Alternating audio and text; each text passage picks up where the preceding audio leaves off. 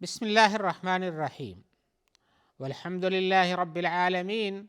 والصلاة والسلام علی سید المرسلین وعلی آلہ وصحبہ اجمعین اما بعد۔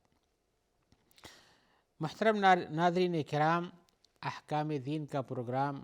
لے کر حاضر ہوں۔ آپ کے سوالوں کی جواب ہم کتاب و سنت کی روشنی میں پیش کریں گے۔ آئیے بلا کسی تاخیر کے سوال پیش کرتے ہیں۔ سوال میں فرما رہے ہیں ہمارے بھائی کہ کچھ نمازیں پڑھی جاتی ہیں اور ان نمازوں کو رات میں پڑھا جاتا ہے، خاص طور سے تہجد کی جو نماز ہے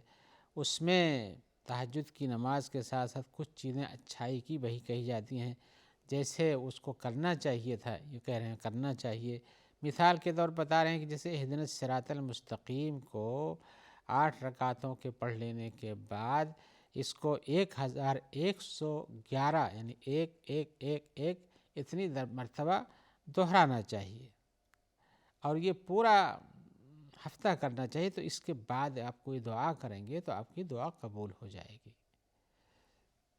یا اسی طرح سے کہہ رہے ہیں یہ رات کی تاریکی میں آپ 10 رکعتیں پڑھیں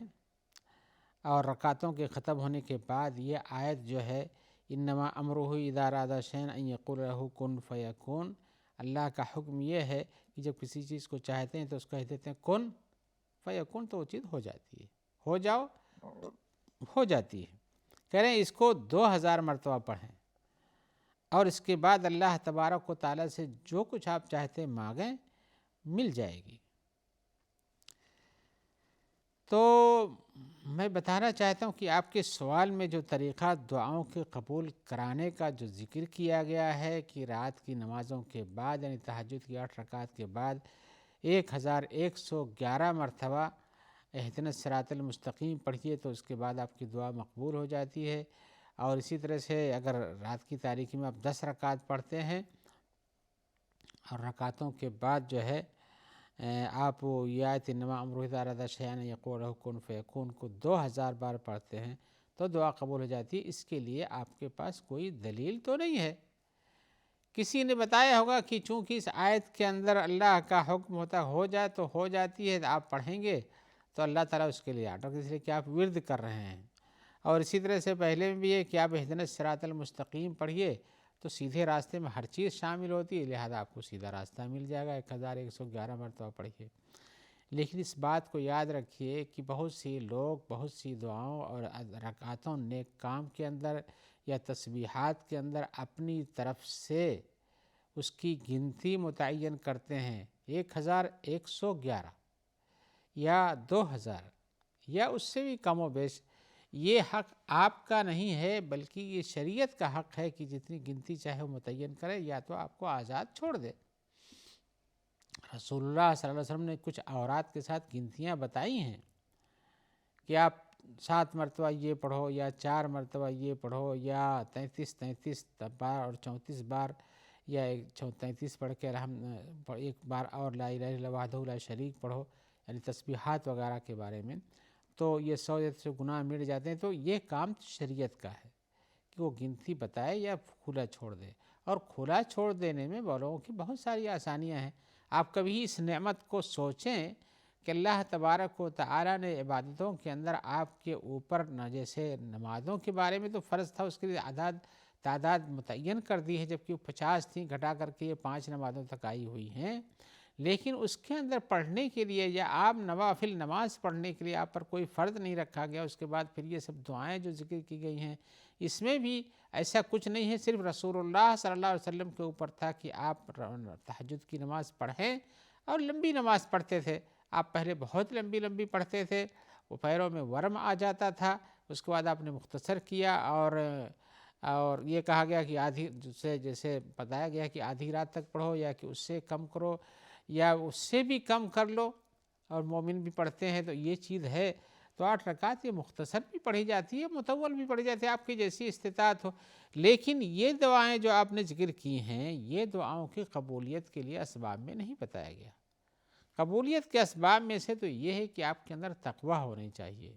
آپ کا لباس حلال کا ہونا چاہیے، آپ کا کھانا حلال کا ہونا چاہیے، اور اسی طرح سے نیکیوں کے کرنے میں آپ کی رغبت زیادہ ہونی چاہیے۔ اللہ تعالیٰ فرماتے ہیں انما یتقبل اللہ المتقین من المتقین، اللہ تعالیٰ متقی لوگوں سے قبول فرماتے ہیں، ان کے صدقہ و خیرات کو، ان کی نیکیوں کو، ان کی دعاؤں کو۔ اور اسے ہی کھانا پینا اچھا ہونا چاہیے۔ رسول اللہ صلی اللہ علیہ وسلم نے حضرت سعد سے کہا تھا اطب مطعمک تکن مستجاب الدعویٰ، اپنا کھانا حلال رکھو، تمہاری دعائیں قبول ہوتی رہیں گی، مستجاب الدعویٰ ہو جاؤ گے۔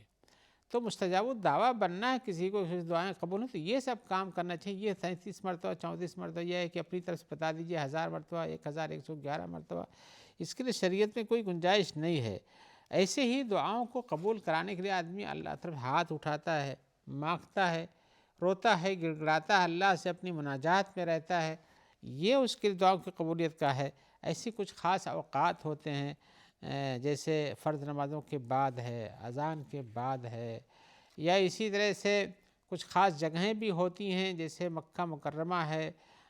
اور اسی طرح سے ملتزم یعنی بابا کے پاس کی جو جگہ ہے وہ ہے، یا اس طرح سے نماز پڑھتے ہوئے وہاں پہ یا کسی بھی اچھے کام کر لینے کے بعد دعا کرنے پر ہے، یہ سب چیزیں ہیں۔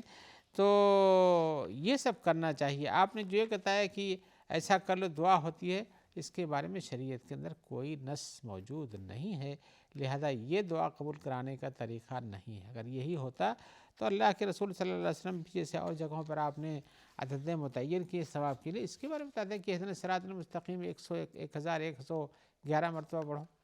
عدد بتانے میں کون سی مشکل تھی؟ لیکن نہیں، امت کے لیے آسانی کے خاطر بہت ساری چیزیں ایسی ہیں جن کے اندر کوئی حد نہیں رکھی گئی، جو جتنا زیادہ کرے گا اتنا اچھا پائے گا،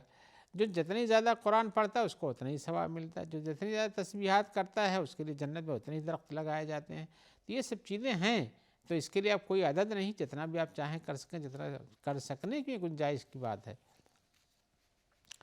آئیے ایک اور نئے سوال کی طرف آتے ہیں۔ سوال میں ہمارے بھائی پوچھ رہے ہیں کہ یہ یاجوج ماجوج جو ہیں جن کا تذکرہ آتا ہے، یہ کیا حضرت آدم کی اولاد میں سے ہیں؟ حضرت آدم کی اولاد میں سے ہیں؟ تو ہم جواباً کہیں گے کچھ سوال تو ایسے بھی ہوتے ہیں جن کے پیچھے کوئی بڑا فائدہ نہیں ہوتا ہے، ان میں سے ایک سوال یہ بھی ہے، لیکن یہ بات میں آپ کو بتاؤں کہ حضرت آدم کی اولاد میں سے یاجوج ماجوج بھی ہیں، یہ آخری زمانے میں نکلیں گے، زمین کے اندر فطر و فساد پھیلائیں گے، پھر اللہ تعالیٰ ان کو ایک ہی رات میں ہلاک کر دے گا، اور یہ حضرت عیسیٰ علیہ السلام کے نزول کے زمانے کے بعد ہوگا، اور یہ قیامت کی نشانیوں میں سے ایک بڑی نشانی بھی ہے جیسے کہ قرآن حدیث میں آیا ہے۔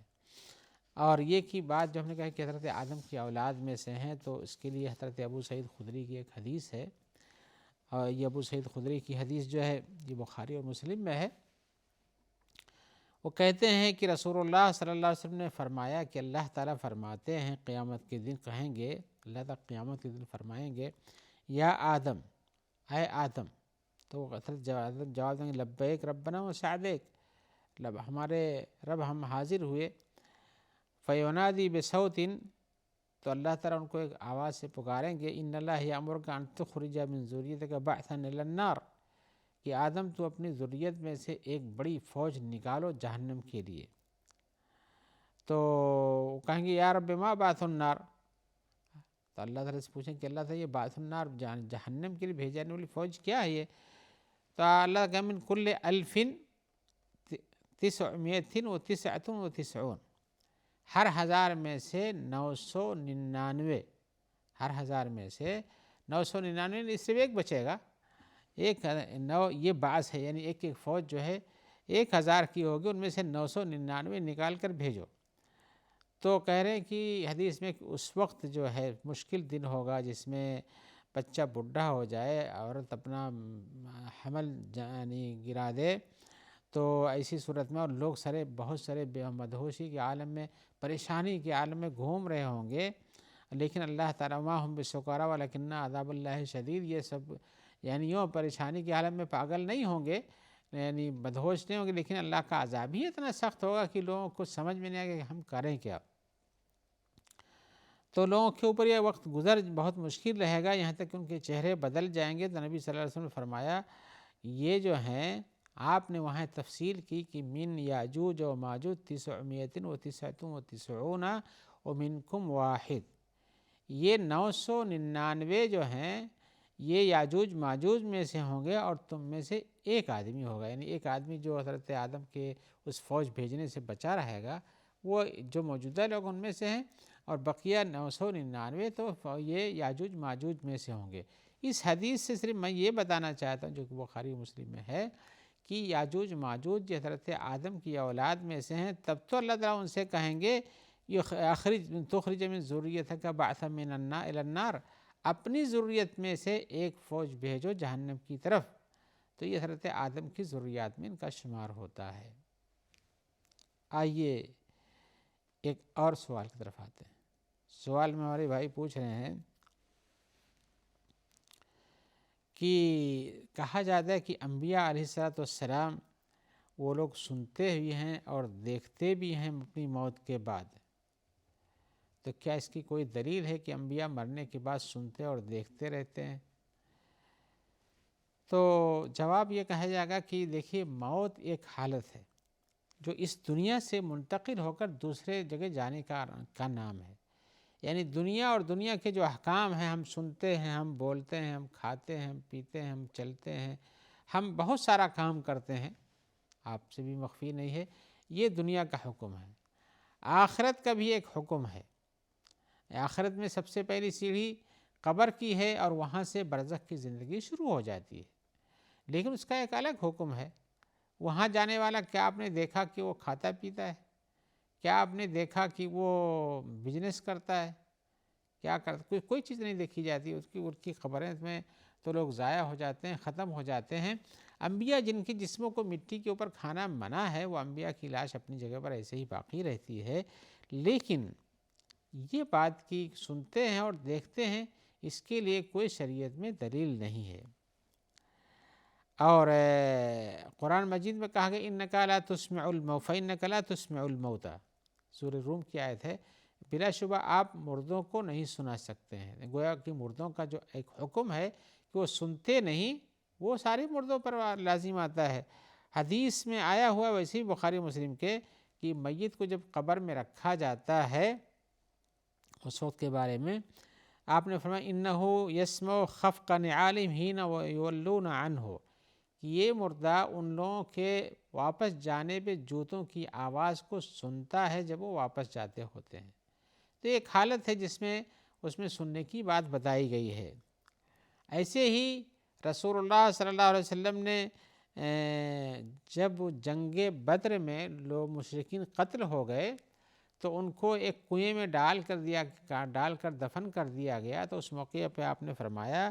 هل وجدتم ما وعدکم ربکم حقا، کہ کیا تم نے پایا جو تمہارے رب نے تم سے وعدہ کیا تھا، حق بات پایا اسے؟ اور آپ نے فرمایا انہم یسمعون الآن ما اقول، اس وقت ہم جو کچھ کہہ رہے ہیں اس کو سن رہے ہیں۔ اور اسی طرح سے آپ یہ بھی سنتے ہوں گے کہ فرشتے آتے ہیں اور قبر میں مردے سے سوال کرتے ہیں کہ تمہارا دین کیا ہے، تمہارا رب کیا ہے، تمہارا نبی کیا ہے۔ یہ سب چیزیں تو آئی ہوئی ہیں سننے کے بارے میں، لیکن یہ سننا کون سا سننا ہے؟ برزخ کا سننا ہے، عالم برزخ کا سننا ہے۔ تو عالم برزخ میں جن چیزوں کو، جن جگہوں پر بتایا گیا ہے کہ یہاں پوچھیں گے، یہ سنیں گے، اتنا ہم بھی کہہ سکتے ہیں اور دلیل وہی سی پر ہے، لیکن اسے ایک عام استدلال کر لیں کہ جیسے دنیا کی زندگی ہوتی ہے ایسے مردے قبروں میں سنتے ہیں۔ خاص طور سے ان کے بارے میں نہ صحیح، اس لیے بہت سے لوگ تو ان کے بارے میں قائل ہیں، لیکن انبیاء کے بارے میں جو آپ کا سوال ہے، انبیاء بھی اس عموم سے مختص الگ نہیں ہیں، بلکہ انبیاء کا بھی اس میں شمار ہے، اور جن حالات میں سننے کی بات کہی گئی ہے وہ ہم بھی ثابت کرتے ہیں اور کہتے ہیں کہ انبیاء ہوں یا جن اور ہوں وہ سنتے ہیں جن حالات میں پوچھا گیا ہے۔ لیکن برزخ کی زندگی کی کوئی کیفیت ہمارے پاس نہیں ہے، الا کہ اللہ کی طرف سے یا رسول کی طرف سے اس وقت کے کسی حالت کی خبر دی جاتی ہے۔ جیسے ابھی بتایا گیا کہ فرشتے آتے ہیں اور پوچھتے ہیں منکر نکیر اس سے کہ تمہارا رب کون ہے، تمہارا دین کیا ہے، تمہارا نبی کیا ہے، تو وہ پوچھتے ہیں، وہ سنتا ہے، اس کے بعد جواب بھی دیتا ہے۔ جواب صحیح دیتا ہے یا کہ نہیں جانتا تو ہاں لا ادری، ہائے افسوس مجھے پتہ نہیں، مجھے پتہ نہیں، یہ جواب کہہ کے جاتا ہے، تو یہاں سنتا ہے اور بات بھی کرتا ہے، لیکن آپ کے سوال میں جو نبیوں کے بارے میں آیا ہے اس کا کوئی جواب یا اس کا کوئی ثبوت یا حدیث سے کوئی ذکر ایسا نہیں ملتا ہے کہ وہ لوگوں کی باتوں کو سنتے ہیں اور ان کا جواب دیتے ہیں، یا کہ وہ دیکھتے بھی ہیں اور ان کو اور ان کی کیفیت کا ملاحظہ پھر کرتے ہیں۔ ایسا کچھ نہیں ہے، لہذا ہم نہیں کہہ سکتے، لیکن آپ کے پوچھنے کا مقصد شاید صرف یہ ہے کہ جب وہ سنتے ہیں اور دیکھتے ہیں تو ہمارے نفع نقصان کو بھی محسوس کرتے ہیں اور ہمارے لیے اس نفع نقصان کو نفع پہنچانا چاہتے ہیں، نقصان کو ہٹانا چاہتے ہیں۔ لیکن ایسا کچھ حدیثوں سے ثابت نہیں ہے کہ آدمی مرنے کے بعد کوئی بھی ہو وہ کچھ نفع نقصان دنیا والوں کو پہنچانے کے لیے حاضر ہوتا ہے، یا کہ اسی طرح سے اس کی مدد کو پہنچتا ہے یا اس کے لیے خیر کا کام کرا دیتا ہے۔ لہذا جو چیز ثابت نہ ہو اس کے بارے میں بات نہیں کی جا سکتی ہے، اور یہ بتانا کافی ہے کہ وہ برزخ کی زندگی کا معاملہ ہے، اللہ تعالیٰ اس کو بہتر سمجھتے ہیں، یا جن چیزوں کا تذکرہ آیا ہے ہم ان کو ثابت کر سکتے ہیں، لیکن برزخ کی زندگی پر کسی اور چیز کو قیاس نہیں کیا جا سکتا ہے، کوئی بھی ہو، کسی کے بارے میں بھی ہو۔ آئیے ایک اور سوال ہے مختصر سا ہے، اور مختصر سوال یہ ہے، پوچھتے ہیں کہ ہم چلتے ہوئے راستے میں کبھی ایسے کچھ کاغذ کے ٹکڑے پاتے ہیں اس میں اللہ کا نام لکھا ہوتا ہے یا کہ کوئی آیت لکھی ہوتی ہے، تو ہم کیا کریں، اس کو لا کے جلا دیں؟ کیا یہ جلانا درست ہے، یا کہ ان جگہوں سے ہٹا کے ہم ان کو ایسی جگہ پہنچائیں جو صاف ستھری اور پاک ہوں؟ تو ہم جواب میں یہ عطا کریں کہ اگر آپ کو قرآن مجید کی آیتیں ملتی ہیں یا اللہ کا اس میں گرامی لکھا ہوا ملتا ہے، محمد الرسول اللہ لکھا رہے سے محمد کا بھی نام ہے، رسول کا بھی، رسول بھی اللہ کا نام بھی ہے، اس قسم کی جو چیزیں ہیں آپ ان کو کہیں بھی ایسی جگہ دیکھیں جہاں پر ان کی بے عزتی اور توہین ہوتی تو آپ اس کو اٹھا لیں، پاک صاف کر دیں، یا آپ جلا دیں، یا ایسی پاک جگہ پہ لے جا کے دفن کریں، دوبارہ وہ ظاہر نہ ہو لوگوں کے لیے۔ یہ چیز ہے، اور اللہ کی آیات اور اس کے کلام کے ساتھ اس کے نام کے ساتھ احترام کا پہلو باقی رکھیں، یہی بہتر ہے۔ آئیے اسی جواب کے ساتھ ہم آپ سے اجازت چاہتے ہیں، انشاءاللہ جلد آپ سے ملاقات رہے گی جس میں آپ کے سوالوں کے جواب ہم کتاب و سنت کی روشنی میں پیش کریں گے۔ جب تک کے لیے ہم دعا کرتے ہیں کہ اللہ تعالیٰ آپ کو خیر سے رکھیں، جو لوگ آپ تک اس پروگرام کے پہنچانے میں مددگار ہیں اللہ تعالیٰ ان سب کی مدد بھی فرمائے۔ السلام علیکم ورحمۃ اللہ وبرکاتہ۔